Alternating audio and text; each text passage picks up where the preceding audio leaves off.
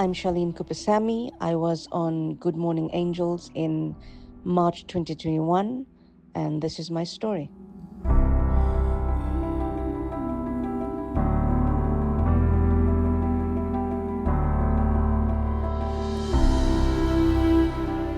So 2019, I just got off the bus and was crossing the street on my way to work, and then I was hit by a bus. He hit me initially and I flew forward, and then he drove over me. So I don't know if it was the driving over or the first hit, but basically my hip, it didn't just break, it was out of the socket, and then broke my ribs, my hip, my pelvis in 3 places, my ankle. It was so panicky when I got that call. And actually first they told me she's dead, laying under the bus. And you can imagine being a mom and hearing your child is there under. And I was so hysterical. I don't know till today how did I reach the hospital, because they told me they are going to Steve Biko. She was still there and we were talking. The doctor called my pastor in first. He told him, I don't think she's going to make it, because she's either not going to walk or she's not going to live, but we're just going to see, but she's not going to make it. Then I was so angry. I told the doctor if God was going to take her, he would have taken her while she was hit there. And she's not going to go anywhere. She's coming back home. I think what happened is I'd just been released from the hospital, and they said to me that there's a waiting list that's 4 years long. So in order to get the necessary surgery, I have to wait for 4 years. But that list has gone, it's I think now 34,000 people waiting for surgery. So I would have still been bedridden, basically, if you guys didn't step in and help. With Good Morning Angels, I think there were 2 of my friends. One was a neighbor and the other was Gaia. But she didn't tell me at the time that she was writing into you. It was the neighbor downstairs that said to you, you know what, I think the only people who's going to help you is Good Morning Angels, so I'm going to contact them. I think the biggest need was to get back on my feet again, because when I'd gotten home from the hospital, I was basically flat on my back. I couldn't turn left, I couldn't turn right, I couldn't sit up because of the hips. I was basically in one position like this. And my friends, my family, my pastor, you know, I'd never been that type of person that could just lay down. You know, I was always busy doing something, and they didn't like seeing me that way. So even before she wrote in, they were already trying to raise funds privately to see now can they come up with a certain amount of money so that I can have, if Jacaranda Good Morning Angels didn't pan out, that I could have it done privately.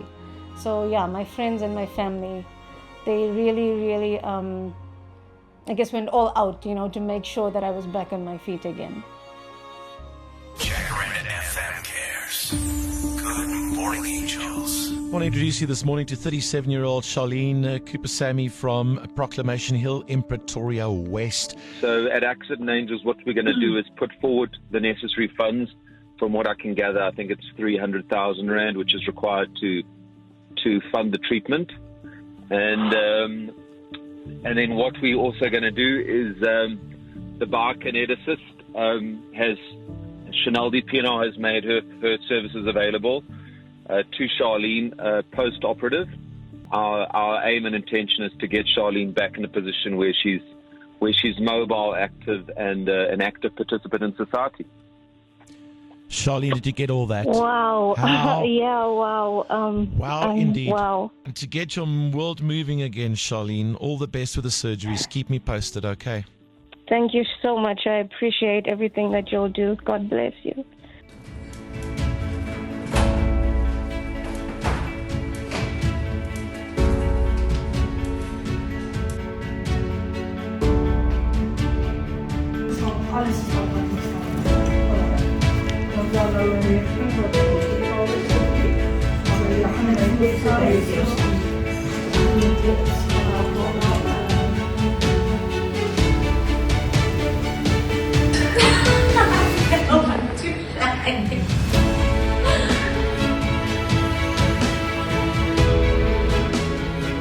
The very same doctors, when they saw her coming in that day, they were so shocked, they couldn't believe it, that she was walking, because they said she's not going to live, let alone not walk again.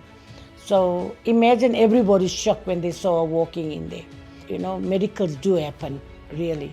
Being disabled has made me look at life from a different perspective, because when you're able-bodied, you don't realize the struggles of other disabled people, stuff like parking, or there's no ramp for the wheelchair, or people to come and visit you in the hospital. Like, I was fortunate, my family came every day, but there were other people that didn't have visitors at all. So that's what I'd like to do, something to give back. So like a hospital ministry or something like that, because it's actually sad when you see the people there. They longing for someone to come and visit with them, and the one guy I spoke to, he had been there for a year with 0 visitors. So that's heartbreaking. So like when I'm feeling better, that's what I'd like to do, go and visit people in the hospital, give out care packages, that sort of thing. Being there, I can understand what they're going through. So in my own small way, I want to try and make a difference. My mom is not just my angel, but my biggest supporter, because when I was laying in a bed, she literally had to take care of me like a baby. I was like a baby again. I couldn't bathe myself, I couldn't go to the toilet, I couldn't even drink properly. So she, it was like I was a baby and she was my mom all over again, from that baby stage. And I needed basically 24-hour care. So she had to leave her business and start taking care of me again full time. So I'm eternally grateful. I know that some people, their parents are not around, but I'm grateful that I had my mom, who was there to take care of me and help me through the whole ordeal.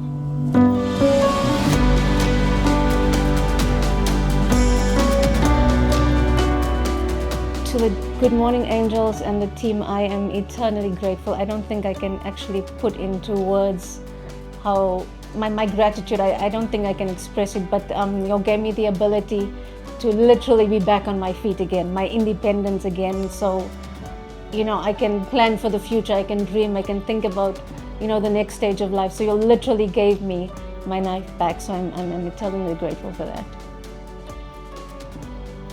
When I think of the word angel, I think of guardian angel, someone who's looking out for you, someone who's protecting, someone who's taking care, someone, if you need a hand to hold, they will give you that hand, someone who's there to help you through whatever things or stage in life that you're going through. Yeah, that comes to mind. So I'd really like to encourage people to be more kind, to help wherever they can, because kindness does change the world. I mean, I'm a recipient of it, so that's why I'm grateful that there are kind people. But to make a difference, whether it's small or big, it makes a difference. So whatever you can do to help, or they say pass it on, pass the kindness on. And that's what angels do.